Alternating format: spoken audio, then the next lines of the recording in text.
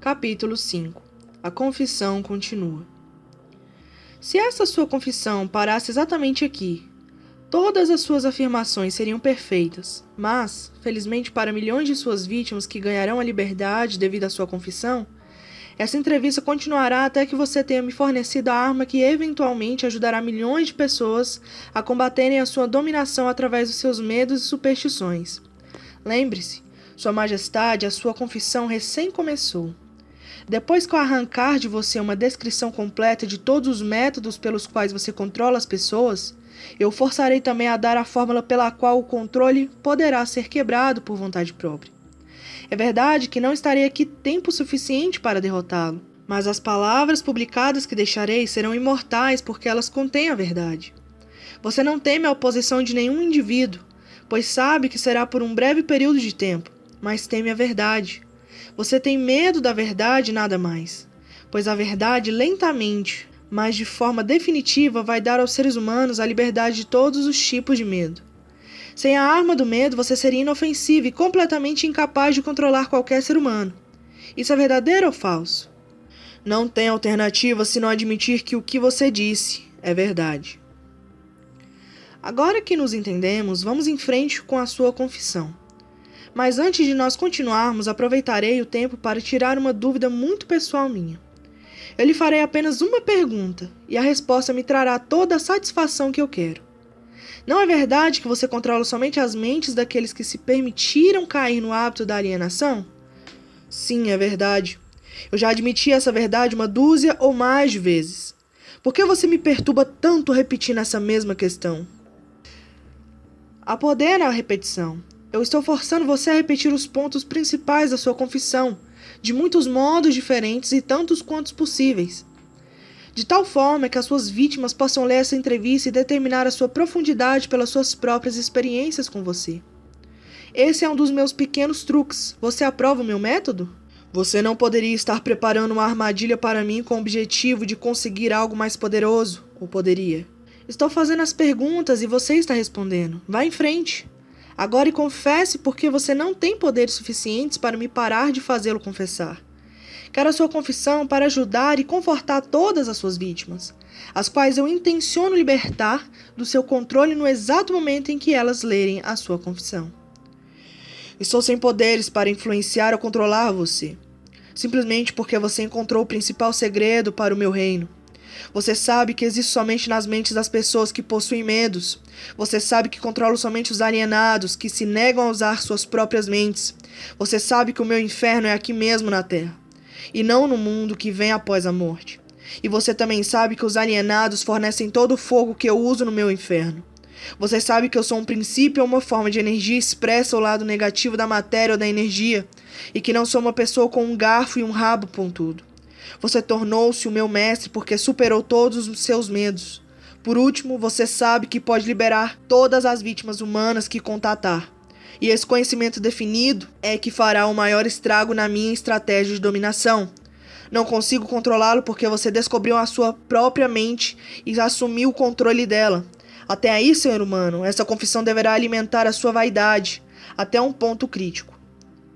Este último dado foi desnecessário.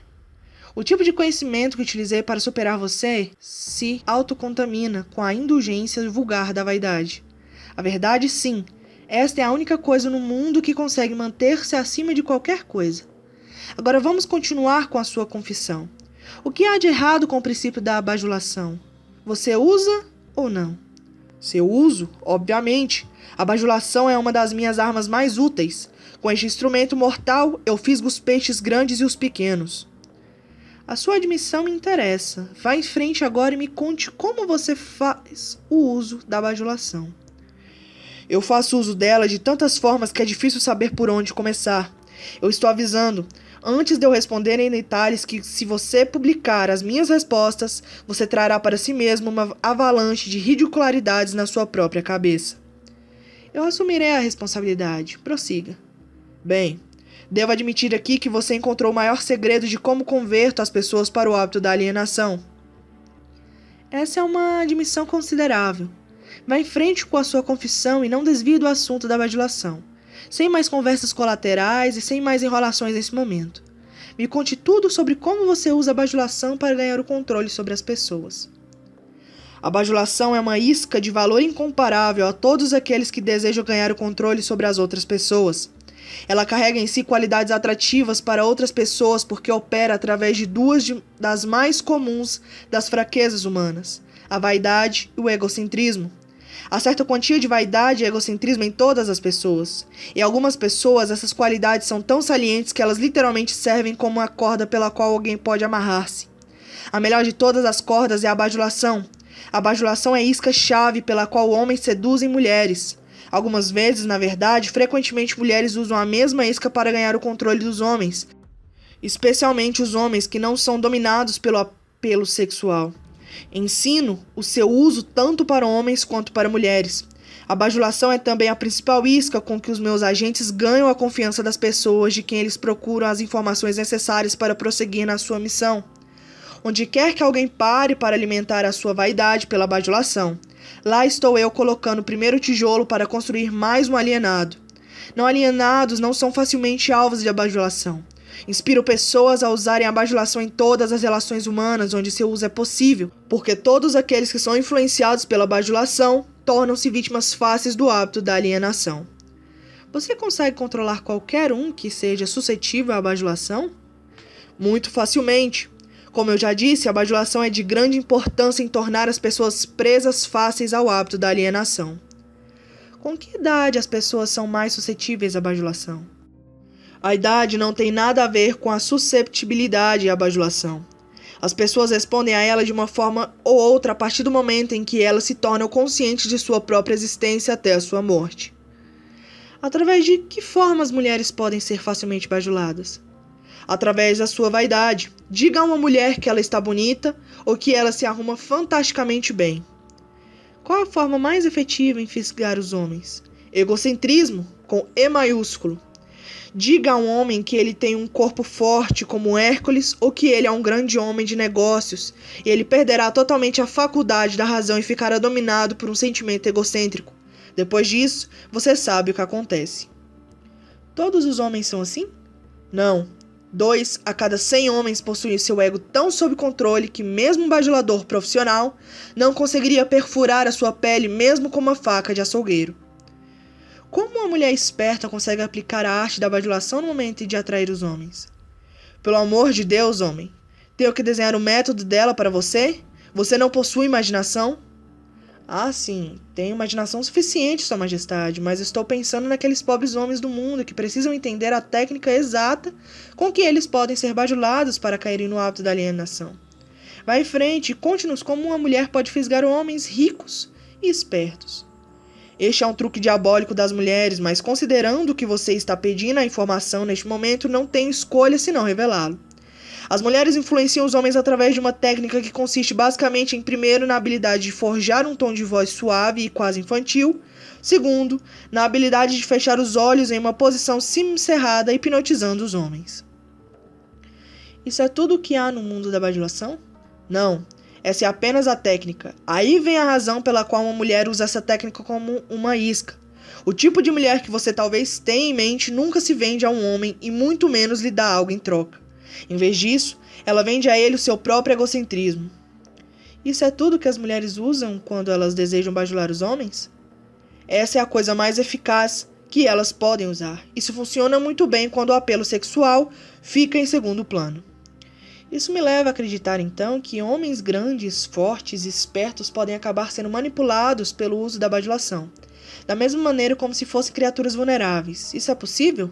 Se é possível, isso está acontecendo exatamente agora, neste minuto. Além disso, ao menos que eles sejam não alienados, quanto mais sedentos eles vêm, tanto mais forte a sua queda quanto uma bajuladora profissional usa a sua tática com eles.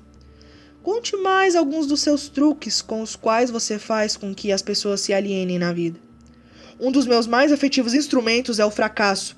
A maioria das pessoas começa a se alienar tão logo elas encontram a adversidade e raramente uma a cada 10 mil permanecerá tentando, após fracassar 2 ou 3 vezes. Então é o seu negócio induzir as pessoas a fracassarem sempre que você pode? Isso está correto? Sim, isso está correto.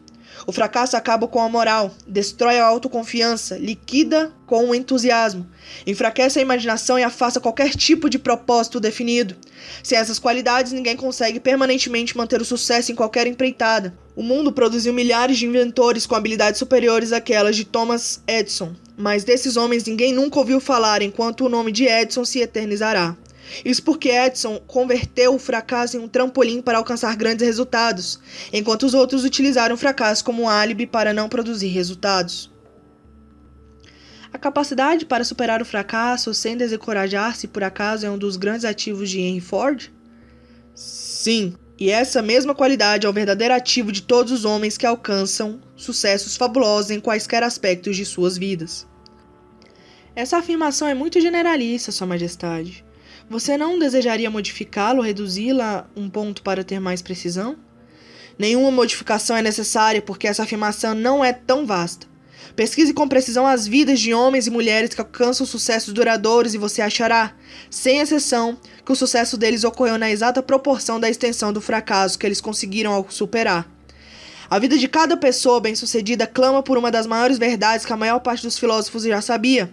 Cada fracasso traz junto de si a semente de um sucesso equivalente. Mas a semente não germinará e crescerá sob a influência de um alienado. Ela se abre para a vida somente quando está nas mãos de alguém que reconhece que a maior parte dos fracassos são somente derrotas temporárias e que nunca, sob nenhuma hipótese, aceita a derrota como uma desculpa para alienar-se. Se estou entendendo corretamente, você está afirmando que existe virtude no fracasso. Isso não me parece razoável. Por que você tenta induzir as pessoas a fracassarem se há virtude no fracasso? Não há inconsistência nas minhas afirmações. O que parece ser inconsistência, na verdade, é a sua falta de entendimento. O fracasso é uma virtude somente quando ele não leva uma pessoa a desistir de tentar e começar a alienar-se. Induzo tantas pessoas quanto eu posso a fracassarem tantas vezes quanto posso pela simples razão de que, raramente, 1 em cada 10.000 permanecerá tentando após cair 2 ou 3 vezes. Não estou preocupado com poucos que convertem os fracassos em alavancas para o sucesso, porque, de qualquer forma, eles pertencem à minha oposição. Eles são não alienados e, por isso, estão fora do meu alcance. A sua explicação clareia o assunto. Agora vá em frente e me conte alguns de seus outros truques através dos quais você induz as pessoas a se alienarem. Outro dos meus mais afetivos truques é conhecido para você como propaganda. Esse é o instrumento de maior valor para mim ao fazer com que pessoas matem umas às outras sob o disfarce da guerra. A esperteza desse truque consiste basicamente pela sutileza com a qual eu a uso. Misturo propaganda com notícias do mundo, ensino isso em escolas públicas ou privadas. Vejo que a propaganda sempre acha o seu caminho no púlpito. Coloco por cor nos filmes animados com ela. Faço com que ela entre em cada casa onde tem um rádio ligado. Faço com que ela esteja nos quadros negros, jornais e programas de rádio. Eu a espalho em todos os lugares onde as pessoas trabalham e fazem negócios. Uso a propaganda para encher as salas dos tribunais, as varas de família, principalmente quando se trata de divórcio. Também faço com que a propaganda sirva para destruir os negócios e a indústria. Na verdade, a propaganda é o meu principal instrumento para iniciar as corridas aos bancos. Meus propagandistas cobrem o mundo de forma tão eficaz e tão completa que consiga iniciar epidemias de doenças, incitar os líderes para a guerra ou fazer com que os negócios entrem em pânico sem ninguém saber por que nem onde começou. Se você consegue fazer tudo o que você diz conseguir fazer com a propaganda, não é difícil de imaginar por que temos tantas guerras e crises econômicas. Dê-me uma descrição simples do que você quer dizer com o termo propaganda. Apenas diga o que é e como ela trabalha. Desejo saber, particularmente, como você faz com que as pessoas se alienem através do uso desse instrumento diabólico. A propaganda é qualquer instrumento, plano ou método pelo qual as pessoas podem ser influenciadas sem saber que estão sendo influenciadas, ou até mesmo a fonte dessa influência. Propaganda é usada nos negócios com o principal objetivo de desencorajar a concorrência. Empregadores a usam para ganhar vantagem sobre seus empregados. Os empregados retalham usando a propaganda para ganhar vantagem sobre os seus empregadores.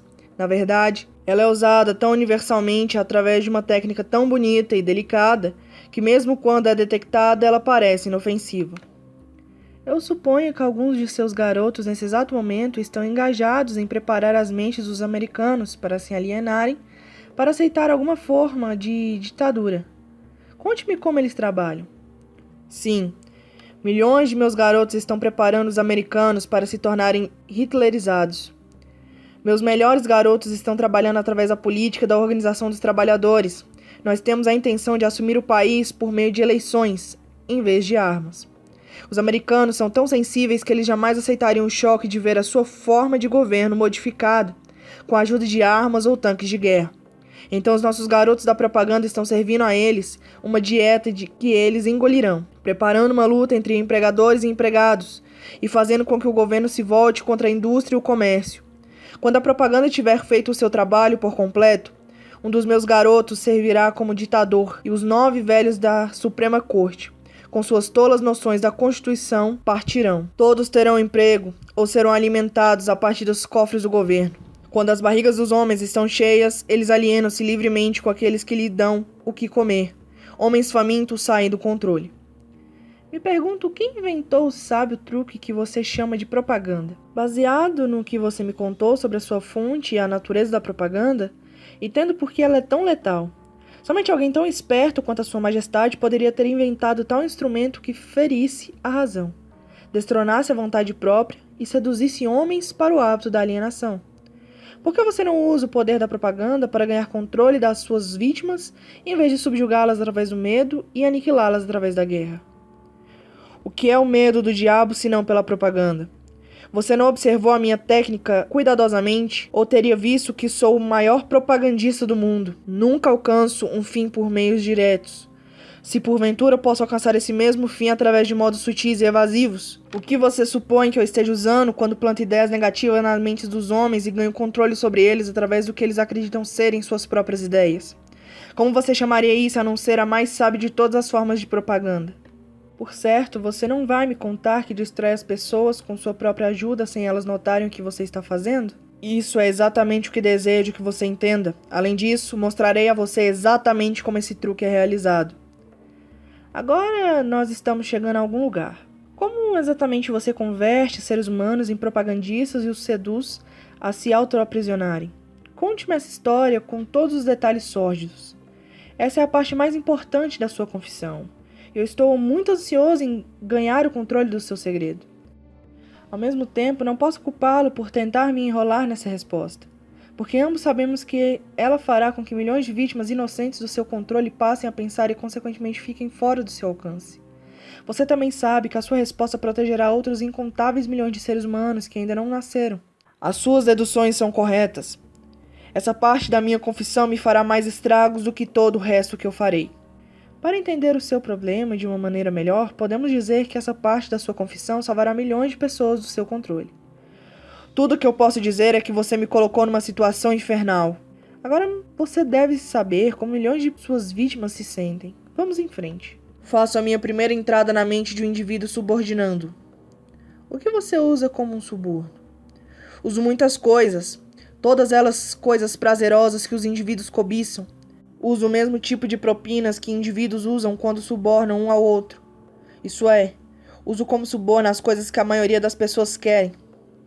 Minhas melhores propinas são amor, sexo, ganância, pelo dinheiro, desejo obsessivo em ganhar alguma coisa por nada, jogos de azar, vaidade nas mulheres e egocentrismo nos homens, desejo de ser mestre dos outros, desejo por tóxicos e narcóticos, desejo pela autoexpressão, através de palavras e atos, desejo de imitar outros, desejo pela perpetuação da vida após a morte, desejo de ser um herói ou uma heroína, desejo por alimento físico. Essa é uma lista muito interessante de subornos, Sua Majestade. Você usa outros? Sim, muitos outros. Mas esses são meus favoritos. Através da combinação de alguns deles, consigo entrar na mente de qualquer ser humano, independentemente da idade, e consigo permanecer em possessão da sua mente até a sua morte. Isso significa que esses subornos são as chaves pelas quais você consegue silenciosamente destrancar a porta de entrada de qualquer mente que você escolher? É exatamente isso que eu quero dizer. E é exatamente isso que eu posso fazer. O que acontece quando você entra na mente de uma pessoa que ainda não está no hábito da alienação, mas pertence à classe dos 98% dos seres humanos que são alienados em potencial? Trabalho imediatamente para ocupar o máximo que eu conseguir na mente dessa pessoa. Se a maior fraqueza desse indivíduo é o desejo por dinheiro, comece a jogar moedas na frente dele. Claro, falando em sentido figurado. Intensifica o seu desejo e induz a perseguir o dinheiro com todas as suas forças. Então, quando ele chega perto do momento de abocanhar o dinheiro, eu simplesmente tiro da sua frente. Esse é um velho truque meu. Depois desse truque ter sido repetido algumas vezes, o pobre infeliz desiste e se entrega. Aí então eu tomo conta de um pouco mais de espaço da sua mente e acabo por preenchê-lo com o medo da pobreza. Esse é um dos melhores preenchedores de mente que eu tenho. Sim. Admito que o seu método é muito inteligente, mas o que acontece se a vítima por acaso enganar você e conseguir pôr as suas mãos em um monte de dinheiro? Você não consegue preencher a sua mente com o medo da pobreza, consegue? Não consigo. Ocupo espaço preenchendo a sua mente com alguma coisa que sirva ao meu objetivo da mesma maneira. Se a minha vítima conseguir alcançar e for bem-sucedido no seu desejo por dinheiro, muito dinheiro, começo a induzi-la com todas as coisas que ela pode comprar com dinheiro. Por exemplo, faz com que ela consuma alimentos altamente calóricos. Isso reduz a sua capacidade de pensamento, coloca o seu coração em risco e começa um caminho para a alienação. Aí então, além disso, faz com que ela tenha indisposições estomacais e intestinais devido à grande quantidade de comida que ela está ingerindo. Isso também diminui a sua capacidade de pensamento, sem falar na pouca disposição para a vida. Mas e se a vítima não é um glutão? A quais outros vícios você pode induzi-las para levá-la ao hábito da alienação? Se a vítima é um homem, posso geralmente fisgá-la através do apetite por sexo. A autoindulgência em sexo faz mais homens caírem no hábito da alienação e fracassarem do que todas as outras causas combinadas. Quer dizer então que a comida e sexo são duas de suas iscas mais certeiras? Isso está correto? Sim. Com esses dois atrativos posso tomar conta da maioria das minhas vítimas. Junto com essas está o desejo por dinheiro. Estou começando a pensar que a riqueza é mais perigosa do que a pobreza. Se é que se pode acreditar na sua história. Bem, isso tudo depende de quem tem a riqueza e como ela foi adquirida. O que tem a ver a maneira com que o dinheiro foi adquirido com o fato dele ser uma bênção ou uma maldição? Tudo. Se você não acredita em mim, dê uma olhada naqueles que adquirem grandes quantias de dinheiro de forma abrupta, sem tempo suficiente para ganhar sabedoria de como lidar com ele. Tendo feito isso, observe atentamente como eles usam o dinheiro. Por que você supõe que os filhos dos homens ricos raramente conseguem grandes realizações, tal como seus pais? Eu lhe contarei por quê. É porque eles foram privados da autodisciplina que vem do fato de ter que trabalhar pelo dinheiro. De também uma olhada no histórico de artistas do cinema ou atletas que num piscar de olhos acham-se rodeados de fortuna e de uma hora para outra são venerados como heróis pelo público. Observe o quão rapidamente eu consigo penetrar as suas mentes, principalmente através do sexo, dos jogos de azar, da comida e do álcool. Com esses vícios eu consigo pegar o controle mesmo às maiores e melhores pessoas, tão logo elas colocam suas mãos em grandes quantias de dinheiro. E o que você tem a dizer sobre aqueles que adquirem o dinheiro lenta e paulatinamente, prestando alguma forma de serviço útil? Eles também são facilmente pegos? Eu também consigo pegá-los, mas geralmente tenho que mudar a isca. Alguns deles querem uma coisa e outros querem outras coisas. Meu objetivo é mais bem alcançado, onde consigo fazê-los querer algo que eles desejam muito, mas embrulho esse pacote como se fosse algo que eles não quisessem. O que eu dou a eles é algo definitivo que os faz alienados. Você entende como eu trabalho? O seu trabalho é muito inteligente. Você atrai as pessoas através dos seus desejos naturais e aí então coloca o seu veneno mortal bem no âmago desses desejos, sempre que você pode. Agora você está começando a entender. Como você pode ver, de forma figurada, pode-se dizer que eu coloco o início e o fim contra o meio. De tudo o que você diz, pude entender que você não consegue induzir um não alienado a ajudá-la a ganhar o controle da sua mente com esses seus tipos de subornos. Isso está correto? Isso é exatamente correto. Posso e também me interesso em dar propinas a todos os não alienados, porque eu uso como suborno as coisas que todas as pessoas naturalmente desejam. A diferença é que o não alienado assemelha-se a um peixe que rouba a isca do anzol, mas recusa-se a ser fisgado. O não alienado tira da vida o que quer que ele queira, mas ele o faz nos seus próprios termos. O alienado tira o que quer que ele consiga da vida, mas tudo que ele tira, ele consegue nos meus termos. Por analogia, pode-se dizer, de outra forma, que o não alienado pega dinheiro emprestado de um banco ilegítimo. Se ele realmente quer e paga uma taxa de juros decente, O alienado dirige-se a uma agiota, empenha o seu relógio e paga uma taxa de juros suicida pelo seu empréstimo. Então eu concluo por todas as suas afirmações que no final das contas, as suas mãos estão de alguma forma ligadas em todas as misérias e problemas das pessoas, mesmo que a sua presença não seja visível? Todos os meus trabalhadores que trabalham contra a vontade são na verdade os meus melhores operários. Como você pode ver, os meus trabalhadores que não são conscientes do trabalho que fazem são todos aqueles que eu não consigo controlar com alguma combinação de propinas. Pessoas que tenho que controlar pelo medo ou alguma forma de tragédia. Elas não desejam servir a mim, mas não conseguem evitar porque elas estão eternamente ligadas a mim pelo hábito da alienação. Agora eu estou começando a entender melhor a sua técnica. Você suborna suas vítimas através dos seus desejos naturais e as leva a se alienarem se elas responderem a seus atrativos. Se elas se recusarem a responder, você planta a semente do medo nas suas mentes ou prepara armadilhas para elas com algum tipo de infortúnio, atacando-as enquanto elas estão no auge da depressão. Esse é o seu método? É exatamente assim que eu trabalho. Muito esperto, você não acha? Quem você prefere que sirva como seu propagandista, os jovens ou os velhos? Os jovens, é claro, porque eles podem ser influenciados pela grande maioria dos meus atrativos muito mais facilmente que as pessoas com mais idade que já possuem um julgamento mais maduro. Além disso, eles vão permanecer mais tempo ao meu serviço no planeta.